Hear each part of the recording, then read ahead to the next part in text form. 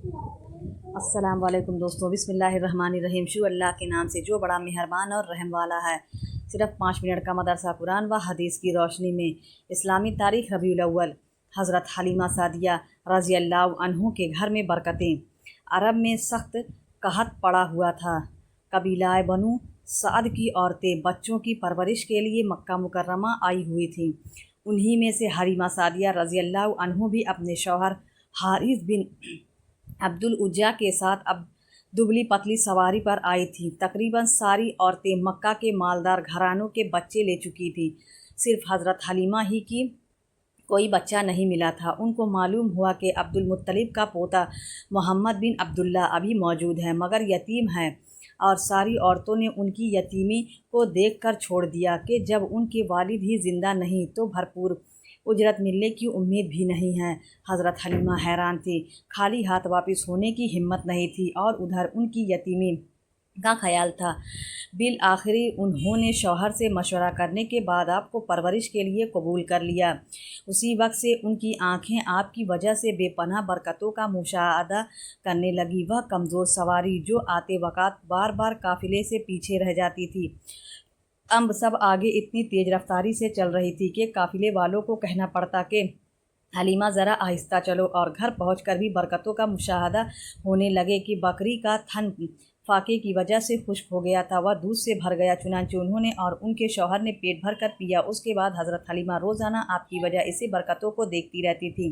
सख्त कहत साली के उस दौर में भी उनके घर में इतनी खुशहाली थी कि कबीले वाले हैरान थे, और हर शख्स अपने चरवाहे को यह ताकीद करते कि उसी जंगल में अपने जानवरों को भी चराओ जहाँ हलीमा की बकरियाँ चरती हैं।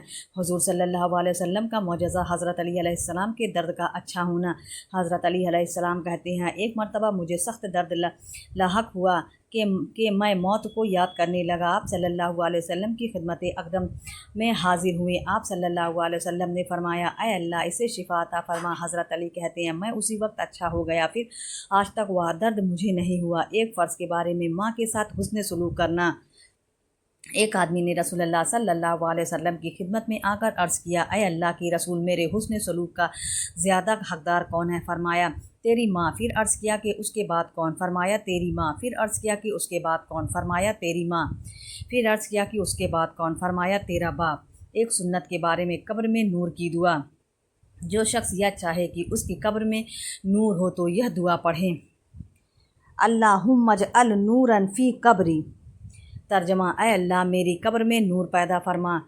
ना एक अहम अमल की फ़जीलत, खाला की खिदमत करना। रसूलुल्लाह सल्लल्लाहु अलैहि वसल्लम के पास एक आदमी आकर कहने लगा, यह रसूलुल्लाह सल्लल्लाहु अलैहि वसल्लम, मुझसे बहुत बड़ा गुनाह हो गया, तौबा का कोई रास्ता है? तो रसूलुल्लाह सल्लल्लाहु अलैहि वसल्लम ने फरमाया, क्या तुम्हारी वालिदा ज़िंदा है? तो उसने कहा, नहीं। रसूलुल्लाह सल्लल्लाहु अलैहि वसल्लम ने फरमाया, क्या तुम्हारी कोई खाला है? उसने कहा, हाँ। तो रसूलुल्लाह ने फरमाया, उनकी इताअत व खिदमत करो। एक गुनाह के बारे में, दुनिया कमाने की नीयत से दीन पर चलना। कुरान में अल्लाह ताला फरमाता है, लोगों में कोई ऐसा भी है जो किनारे पर खड़े होकर अल्लाह की इबादत करता है, फिर अगर उसको कोई दुनियावी नफ़ा पहुँच गया तो उसकी वजह से दीन पर ठहरा रहा, और अगर उसको कोई आजमाइश आ गई तो अपने मुंह के बल उल्टे यानी दीन से फिर गया। वह दुनिया और आखिरत दोनों को खो बैठा। यह दोनों जहां का खुला हुआ नुकसान है। दुनिया के बारे में, दुनिया को बेहतर समझना। कुरान में अल्लाह ताला फरमाता है, ऐ मुनकन नकीरो, तुम लोग दुनिया को आखिरत पर तरजीह देते हो, हालांकि आखिरत दुनिया के मुकाबले में ज़्यादा बेहतर और बाकी रहने वाली है। आखिरत के बारे में अल्लाह ताला हर शख्स से बात करेंगे। रसूलुल्लाह सल्लल्लाहु अलैहि वसल्लम ने फरमाया, तुम में से कोई शख्स भी ऐसा ना होगा जिससे अल्लाह ताला इस तरह बात ना करे कि उसके और अल्लाह ताला के दरमियान में न कोई पर्दा होगा, ना कोई वास्ता होगा। अपने दाईं तरफ देखेगा तो वह आमाल होंगे जो दुनिया में किए होंगे, यानी नेक अमाल। बाईं तरफ देखेगा तो वह अमाल होंगे जो दुनिया में किए थे, यानी बुरे अमाल का जहन्नम की आग अपने सामने मौजूद पाएगा। तिब्बे नबवी से इलाज। बुखार का इलाज। रसूलुल्लाह सल्लल्लाहु अलैहि वसल्लम ने फरमाया, जिसे बुखार आ जाए वह 3 दिन गुस्ल के वक्त यह दुआ पढ़े तो इंशाअल्लाह उसे शिफा हासिल होगी।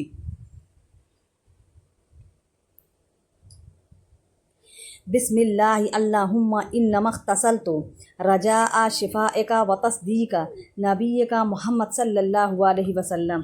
ترجمہ: اے اللہ، میں نے تیرے نام سے غسل کیا شفا کی امید کرتے ہوئے اور تیرے نبی کی تصدیق کرتے ہوئے۔ نبی صلی اللہ علیہ وسلم کی نصیحت۔ رسول اللہ صلی اللہ علیہ وسلم نے فرمایا، لذتوں کو ختم کرنے والی چیز موت کو کثرت سے یاد کیا کرو۔ اسلامی تاریخ۔ رسول اللہ صلی اللہ علیہ وسلم کی یتیمی۔ حضور صلی اللہ علیہ وسلم کی پیدائش سے پہلے ہی والد ماجد عبداللہ کا مدینے میں انتقال ہو گیا تھا اور آپ یتیم کی حالت میں پیدا ہوئے۔ جب عمر مبارک 6 سال کی ہوئی تو والدہ سیدہ آمینہ آپ کو لے کر اپنے رشتہ داروں سے ملنے مدینہ منورہ چلی گئیں۔ واپسی میں مکہ میں ابوا میں بیمار ہوئی اور وہیں انتقال فرما گئیں۔ اب آپ اپنی محبوب ماں کی شفقت و محبت سے بھی محروم ہو گئے۔ اس کے بعد دادا عبدالمطلب کی شفقت میں پلے بڑھے۔ وہ آپ صلی اللہ علیہ وسلم کو دل و جان سے زیادہ چاہتے تھے۔ کسی وقت بھی آپ صلی اللہ علیہ وسلم سے غافل نہیں رہتے اور کعبے کے سائے میں اپنے ساتھ بٹھاتے تھے، جبکہ خاندان میں سے کسی اور کو ان کے ساتھ بیٹھنے کی ہمت نہیں ہوتی تھی۔ مگر 2 سال بعد صرف 8 سال کی عمر میں آپ صلی اللہ علیہ وسلم کے دادا عبدالمطلب بھی دنیا سے چل بسے۔ اس طرح یتیم محمد بن عبداللہ کے سر سے مشفق دادا کا سایہ بھی اٹھ گیا۔ گویا اللہ تعالیٰ نے دنیا کی تربیت و پرورش کے سارے اسباب کو ختم کر کے خود اپنی خصوصی رحمت کے تحت آپ کی تربیت و نگرانی کا انتظام فرمایا۔ اللہ کی قدرت بچے کا مادری زبان سکھانا۔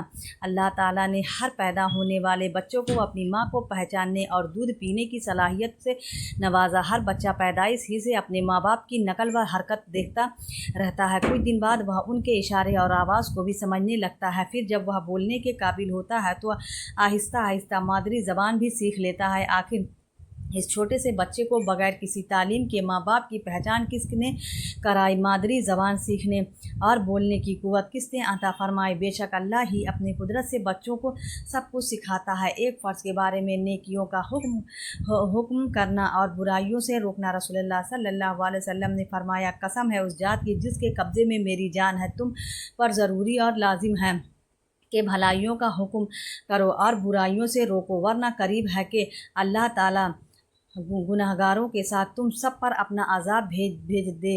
اس وقت تم اللہ تعالیٰ سے دعا مانگو گے تو قبول نہ ہوگی۔ خلاصہ: نیکیوں کا حکم کرنا اور برائیوں سے روکنا امت کے ہر فرد پر اپنی حیثیت اور طاقت کے مطابق لازم اور ضروری ہے۔ ایک سنت کے بارے میں بچوں کو سلام کرنا۔ حضرت انس بن مالک علیہ السلام بچوں کے پاس سے گزرے تو بچوں کو سلام کیا اور فرمایا، آپ صلی اللہ علیہ وسلم بھی اس طرح کیا کرتے تھے۔